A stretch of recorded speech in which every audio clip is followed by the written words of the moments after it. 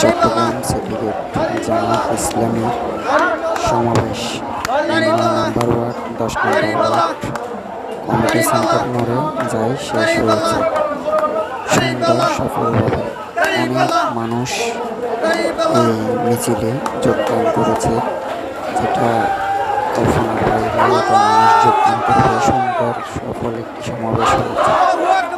তো আল্লাহ তাআলার শেষ মেহেরবানিতে এই সফরটি শেষ হলো গতকাল। অনেক মানুষ,